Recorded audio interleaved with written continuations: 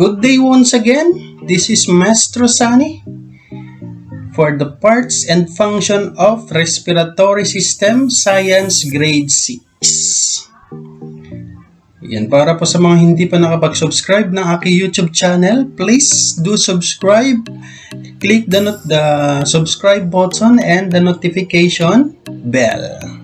Okay, so this is, I think, lesson number 6 for the second quarter, the different systems in the body. So we have finished the musculoskeletal system, the integumentary system, the digestive system, the excretory system, and the nervous system. So this is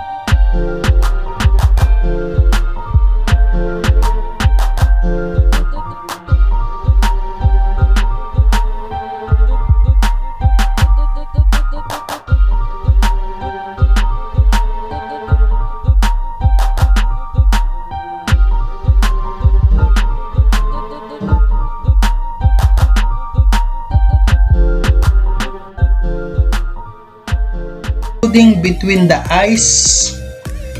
It is the part where the air that we inhale enters and carries out the air that we exhale.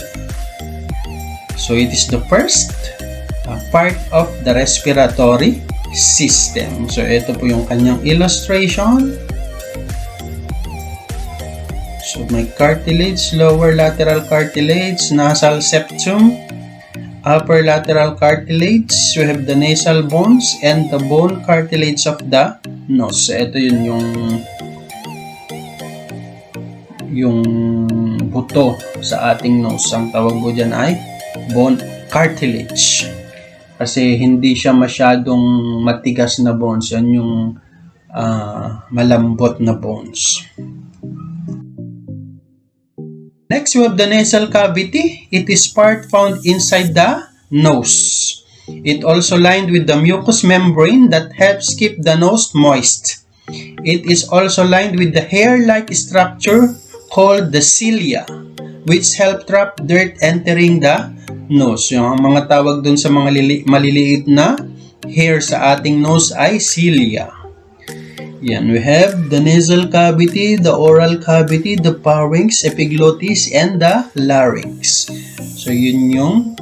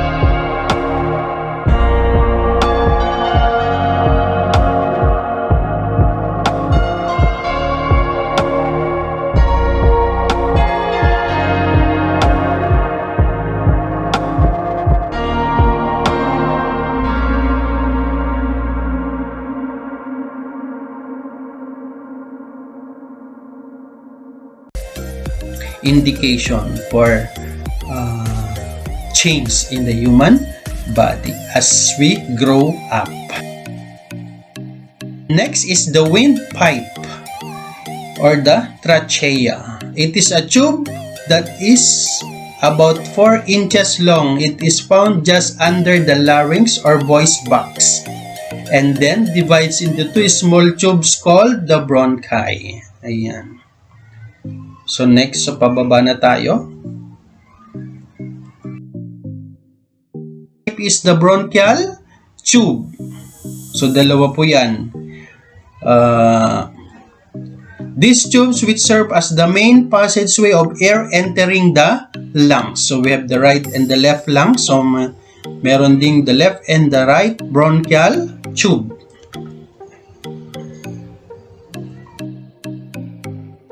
Are the bronchioles. These are passages that branches off from the bronchi. These are tubes that holds the air sacs or alveoli. So yung ating bronchial tubes, nag-branch din siya into smaller tube. They are called bronchioles. Then yun yung nag-hold ng air sacs. Is air sacs or the alveoli. These are tiny sacs inside the lungs. It is the part where the exchange of gas takes place. It is the part where oxygen is taken in and carbon dioxide is carried out. So, dyan nangyayari yung exchange of gases with oxygen and carbon dioxide. So, yung bagong nahinga po natin na air, na malinis na air, papalitan niya yung nagamit na air sa lungs para mapalabas naman yung carbon dioxide.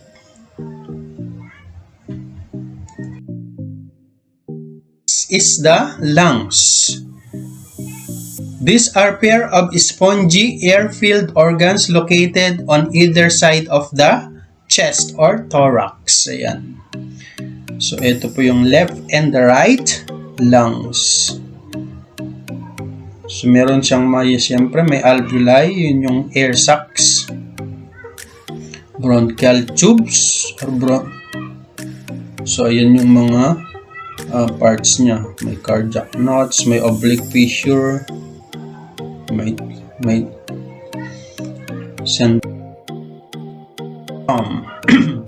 It is the thin skeletal muscle that sits at the base of the chest and separates the abdomen from the chest. It contracts and flattens when you inhale. It creates a vacuum effect that pulls air into the lungs. It relaxes when you exhale. Ayan. Excuse me.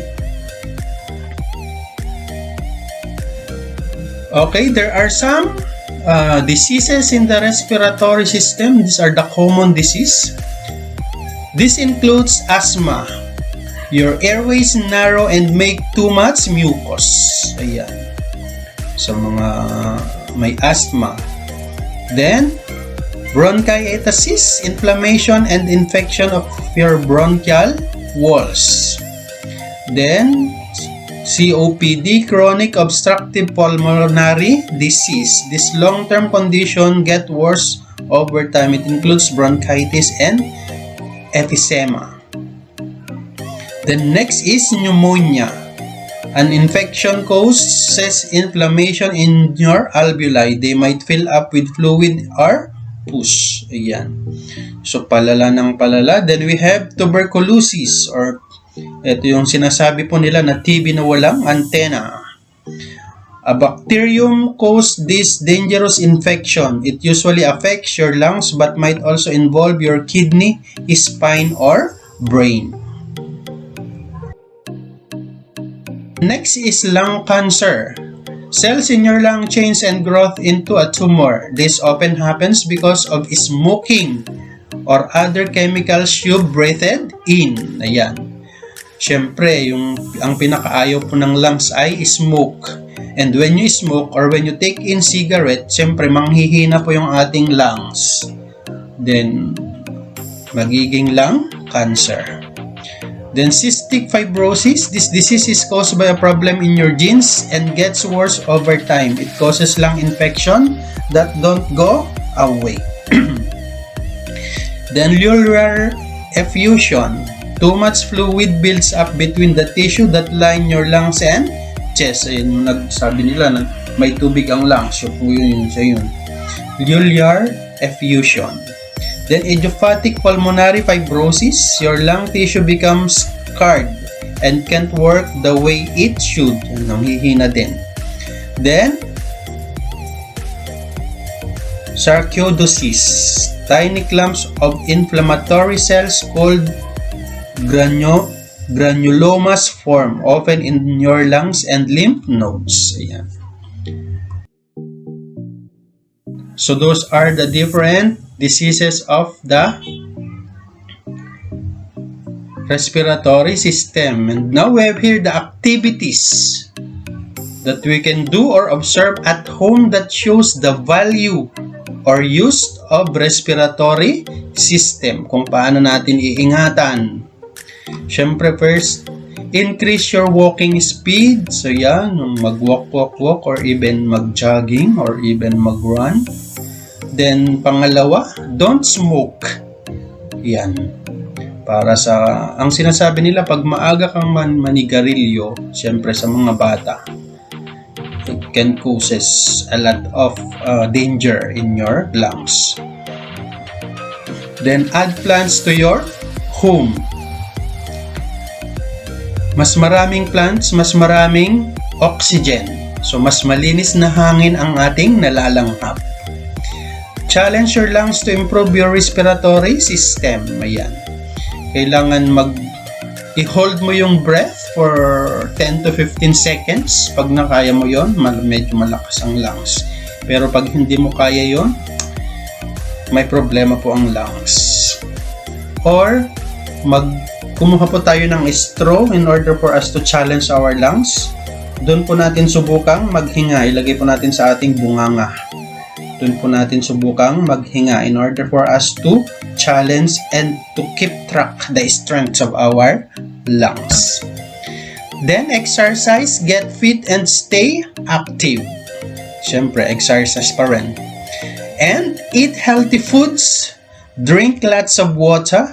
We should always drink 8 glasses a day. Then, siyempre, sa mga mahalaga, wash your hands for us to keep away from viruses, especially the COVID-1. So we should always keep ourselves from virus, especially COVID-19 na meron ng bagong variants. Okay, so with that, we have here learning task number 1, match the parts of the respiratory system in column A with its description in column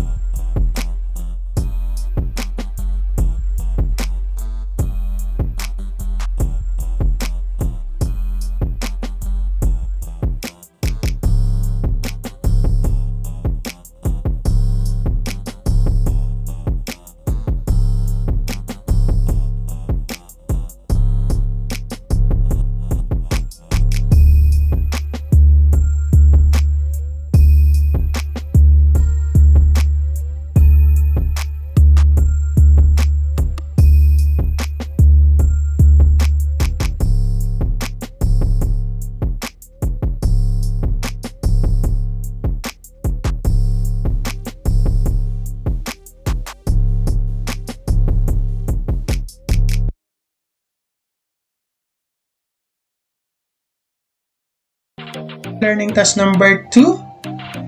We have the nose, the mouth, the voice box, the lungs, the right bronchial tubes, diaphragm, throat, windpipe, the left bronchial tubes, the bronchioles, and the air sacs. We have learning task number 3. List down the activities that you observe at home that shows the value or use of your respiratory system. Write this in your notebook. So, add plants to your home, exercise, get fit and stay active, eat healthy foods, drink lots of water, wash your hands. So, para yung mga hindi nabanggit dito, like avoid smoking,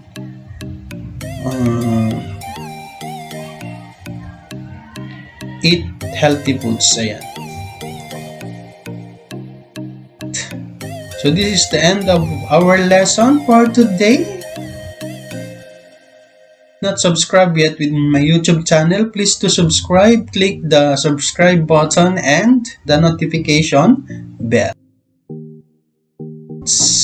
For watching and listening.